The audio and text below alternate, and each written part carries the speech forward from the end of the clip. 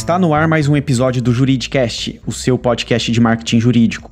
Eu sou Leandro Ramos e no episódio de hoje vamos falar sobre o que os departamentos jurídicos avaliam antes de contratar um escritório de advocacia.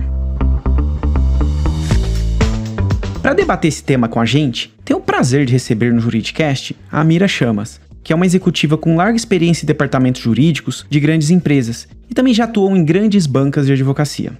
Além dessas experiências, a Amira é cofundadora do Jurídico Sem Gravata, uma iniciativa que visa desengravatar a advocacia. A Amira também é professora em diversos cursos sobre gestão jurídica no Brasil. Amira, seja muito bem-vinda ao Juridicast e fique à vontade para se apresentar. Leandro, muito obrigada pelo convite. É um prazer estar aqui com vocês. Eu fico feliz com esse tipo de iniciativa, porque quanto mais se divulga, quanto mais se dissemina conhecimento, quanto mais experiência se troca, melhor a sociedade vai ser, né?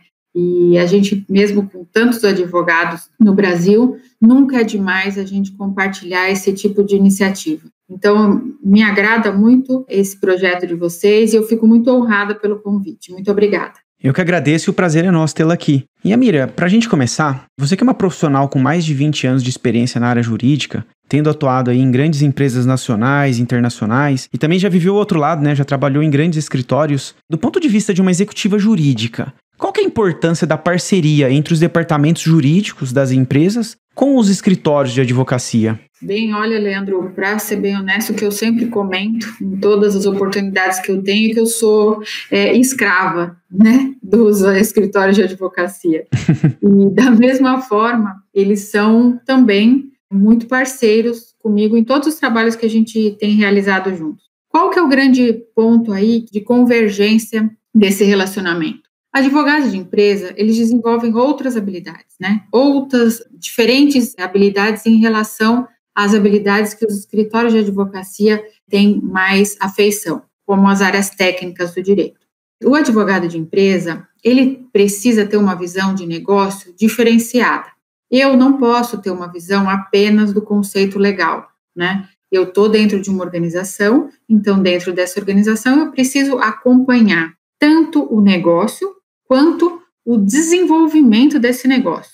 Por exemplo, uma empresa que lida com marcas ou que lida com publicidade, precisa ter um departamento jurídico, uns advogados internos que apoiem que aquelas campanhas publicitárias, todos aqueles movimentos publicitários sejam feitos de acordo com o que está determinado em lei. Não para dizer não faça, mas para viabilizar o fazer, né? Já o advogado do escritório, na parceria com a empresa, ele vai dar o subsídio técnico-jurídico para que esse negócio saia. Então, esse ponto de encontro entre advogados de empresa e advogados de escritórios, ele é tão importante que um não vive sem o outro. E quanto mais união de forças e de diferentes habilidades se tem, melhor o cliente é atendido. E o cliente, eu como dentro de uma empresa tenho um cliente interno e os advogados de escritório também têm os seus clientes externos. O mesmo cliente precisa ser bem atendido. Quanto mais sinergia se tem entre os dois perfis de advogados, melhor o cliente é atendido, e esse é o propósito hoje em dia, né, de ter o cliente no centro de tudo, sendo bem atendido.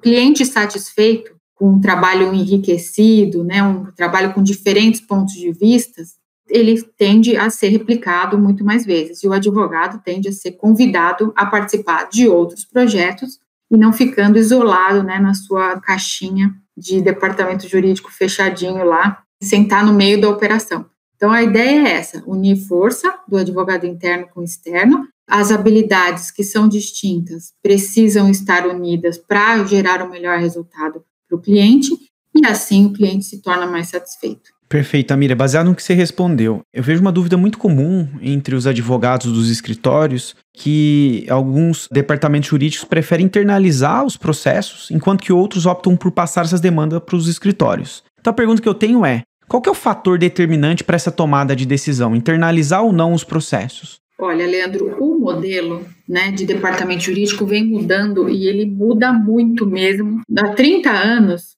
que ele vem mudando. Então, por muitas vezes a gente viu escritórios de advocacia dentro de departamentos jurídicos, né? Departamentos jurídicos muito robustos, com profissionais de renome nas áreas técnicas. Depois teve uma migração para terceirização, depois um misto de terceirização e interno. Então, é um mercado que se molda à medida da necessidade. A regra deveria ser, para você decidir se vai internalizar ou vai terceirizar o departamento jurídico, a regra deveria ser estratégia da empresa, certo?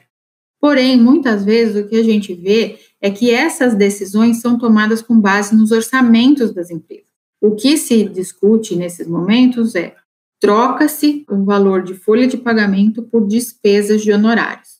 Por maior que seja o valor dos honorários, em determinados momentos o valor é mais baixo do que uma folha de pagamento. Então, apesar de eu entender que supostamente a gente deveria tomar todas as decisões de um departamento jurídico, um formato de departamento jurídico, ser interno ou externo, com base em estratégia, né, de negócio, infelizmente ainda no Brasil a gente toma essas decisões com base em orçamento. Então, à medida da necessidade, troca-se o valor alto de encargos de uma folha de pagamento pela despesa de honorários, que muitas vezes é muito mais fácil de você negociar do que manter, né, um grupo em folha de pagamento onerando mais a empresa. Então, assim, infelizmente, do ponto de vista financeiro, a estratégia acaba perdendo lugar em detrimento do caixa. Perfeito, Amira, você falou aqui de uma questão orçamentária, né, e certamente ela tem um peso aí, como você mencionou, importante. Mas quais outros critérios que pesam na contratação das bancas, né, por parte das empresas? Na sua experiência, quais são esses elementos que as empresas mais valorizam hoje em dia na hora de escolher um escritório? Em geral, a expertise, sua qualificação em relação a algum assunto específico. Hoje, o que a gente vê é que cada dia que passa, os advogados estão mais especialistas, né?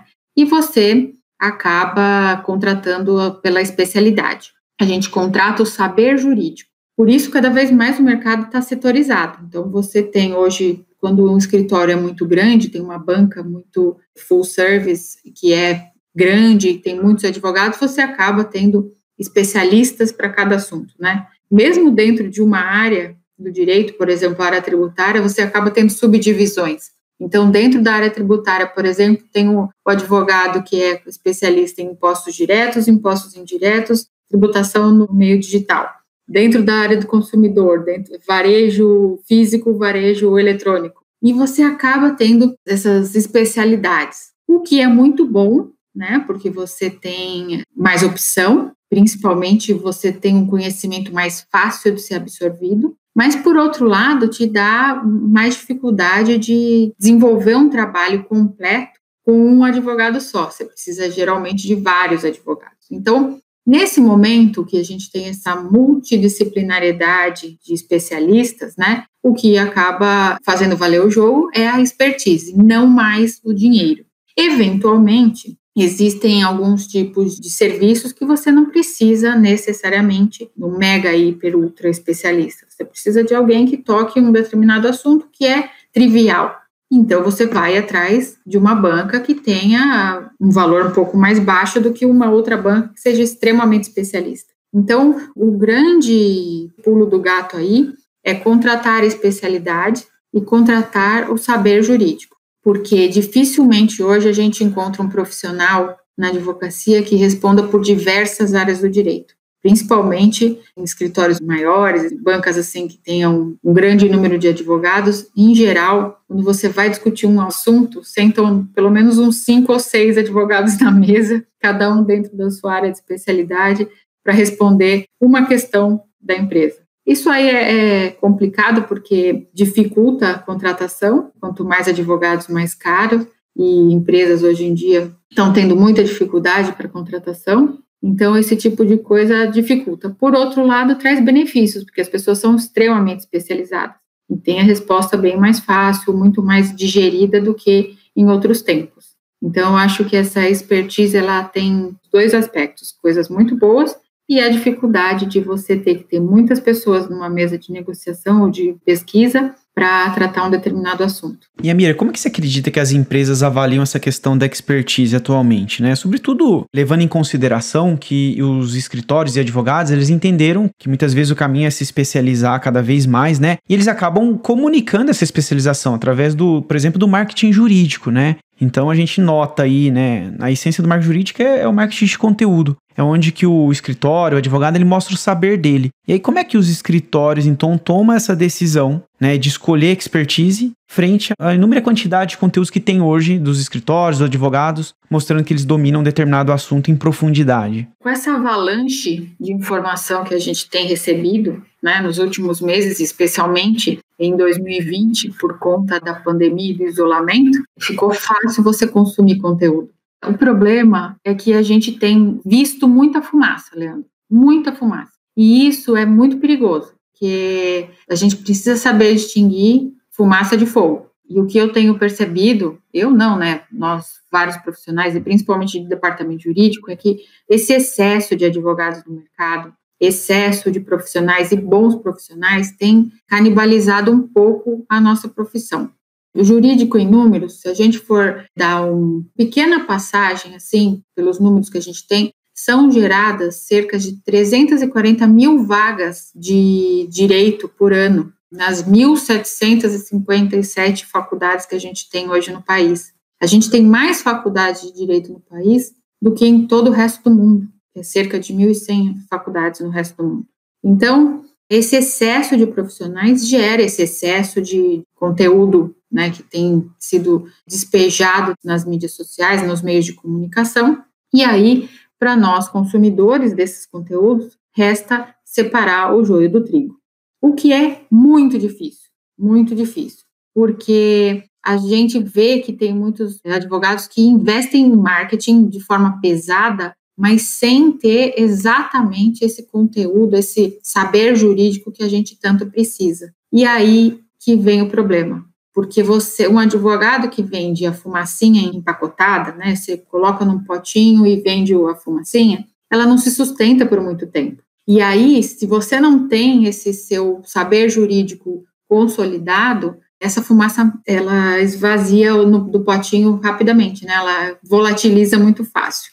Então, é muito importante os advogados que estejam com esse desejo de se lançar nos meios diversos de comunicação digitais, que eles tenham conhecimento técnico para compartilhar, porque compartilhar fumaça, ela não dura, as pessoas conseguem fazer essa distinção, pessoas com mais tempo de casa, assim como eu, por exemplo, a gente consegue ver de longe, mas ainda que se demore para perceber, isso aparece, né? Então, é muito perigoso você vender o que você não entrega. E principalmente em relação à reputação, porque reputação é uma coisa que é difícil você recuperar depois de perdê-la. E pesquisas diversas que se tem de marketing confirmam que a melhor forma de marketing ainda continua sendo a indicação boca a boca. A despeito de todas as mídias sociais, esses meios digitais de propagação de conteúdo, a reputação do advogado passada boca a boca, de indicação de pessoas conhecidas, parentes e amigos próximos, ainda continua sendo mais eficiente de qualquer outro tipo de publicidade. Portanto, vender fumaça, não se garantir, estraga sua reputação e aí sua reputação é muito mais difícil de ser recuperada. Perfeito, Amira. E você mencionou, né, um contexto particular que a gente está vivendo aí ao longo desse ano de 2020, que é durante aí esse período que a gente tem aqui da pandemia, muitas ações aí de digital, né, foram intensificadas, sobretudo pelos escritórios, né? Tem muitos comunicados precisando ser feitos. E o que a gente observou aqui, né, do nosso lado que trabalhamos com marketing jurídico na agência Javali, é que os escritórios aumentaram sensivelmente a quantidade de conteúdos produzidos. Então são webinars, são lives, são informativos, são diversos posts que são publicados ao longo do dia, né? O volume cresceu sensivelmente desde o início da pandemia. E a primeira pergunta que eu tenho é, o executivo jurídico, ele consegue consumir toda essa informação? A resposta é simples, não. Infelizmente, não. Tem bons conteúdos, tem bastante conteúdo inovador, dá para consumir mais porque você não precisa se deslocar.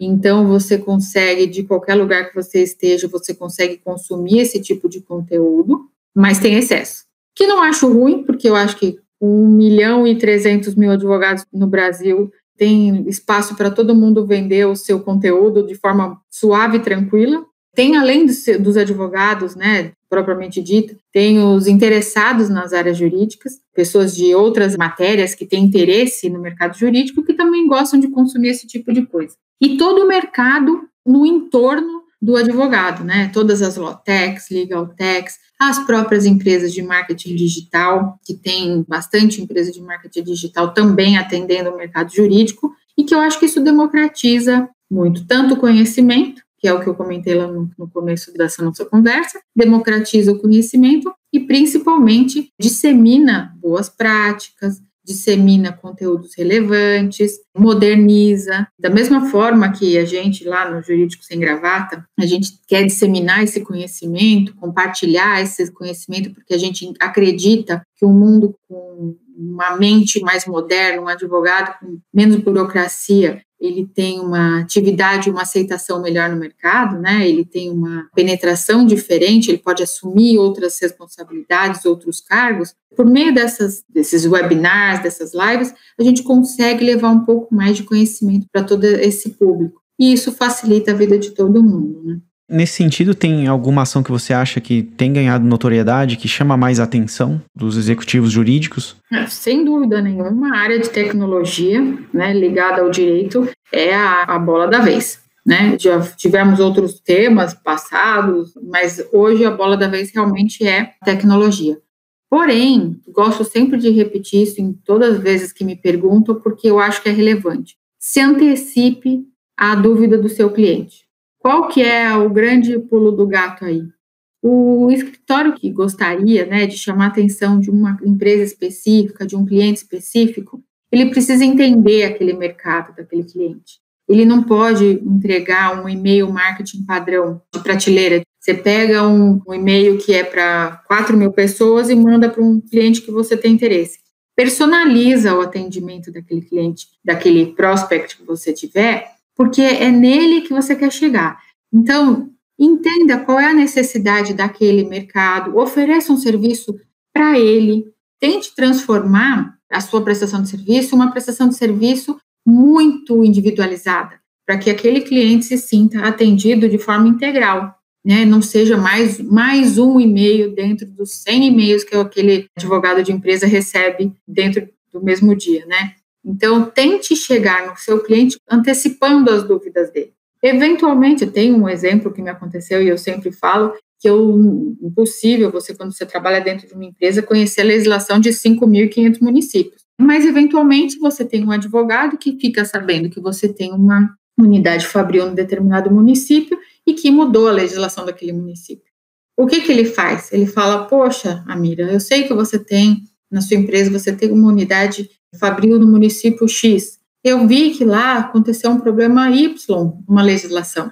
Quer saber mais? E aí você cria uma gratidão e uma confiança por aquela informação que você quer ouvir o que o cara tem para dizer. Então você convida ele para fazer parte de uma mesa pelo menos de uma mesa de reunião com você. E aí você abre portas mais fácil. Agora, achar que um e-mail que você vai mandar para 5.000 clientes vai ser lido da mesma forma que um e-mail personalizado como esse que pega na minha ferida, não vai. Então, minha dica sempre é personalize o atendimento daquele cliente que você faz questão de ter. Legal, Amira. Avançando aqui no nosso bate-papo, né? Você mencionou agora há pouco que os departamentos jurídicos eles vão passando por diversas transformações aí ao longo dos anos, né? E um movimento de mercado que eu observo é que os modelos de contratação dos escritórios de advocacia, eles estão se transformando, né? E questões como a diversidade têm entrado na pauta. O questionamento que eu tenho é, qual que é a importância de os escritórios terem uma equipe diversa e inclusiva? Esses fatores, eles são levados em conta na hora de escolher um escritório ou não?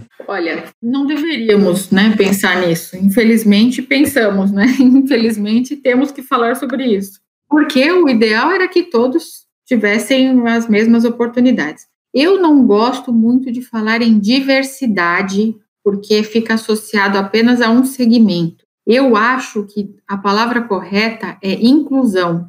é empatia, seja ela qual for, né? A inclusão de qualquer coisa, de qualquer assunto, de qualquer tema, inclusão e empatia, porque você transforma aquele ambiente de trabalho num ambiente de trabalho empático. E quando a gente trata a empatia, a gente começa a abrir o coração, a mente e os próprios negócios, as próprias empresas, os próprios escritórios, para outros olhares. E o que eu acho, quanto mais olhares distintos a gente tiver para o mesmo assunto, melhor aquele assunto é tratado.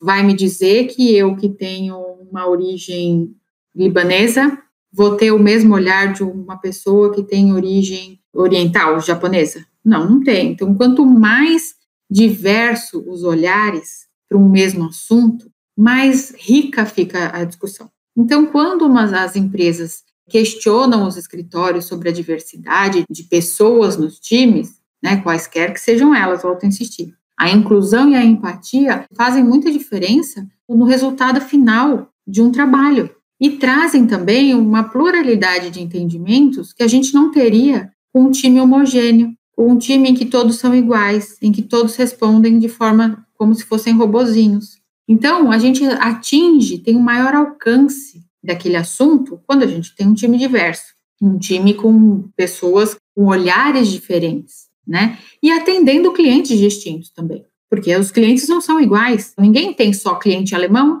ninguém tem só cliente brasileiro. Todos os escritórios têm clientes diversos e precisam atender de forma diversa. Agora, se eu pudesse falar uma coisa, por favor, escritórios de advocacia, bancas, grandes bancas, pequenas bancas, sejam honestos nas contratações.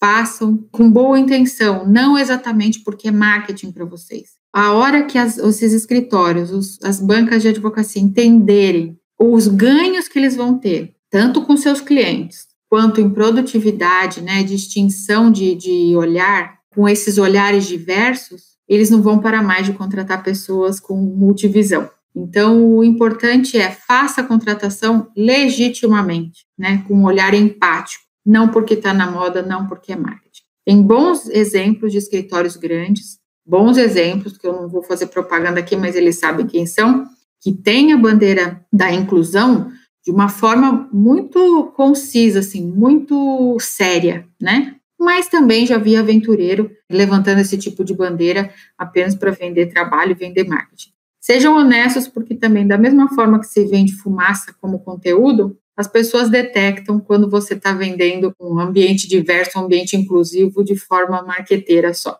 Então, cuidado que o marketing pode ter um efeito reverso para você.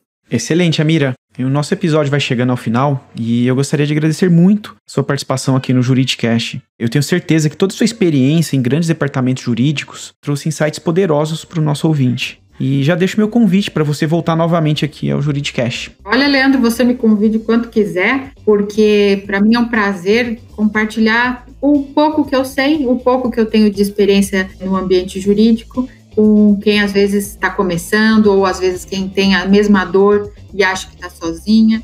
Então, para mim é um prazer, me convide quando quiser. Será convidada. Muito obrigada, Amira. Obrigada eu.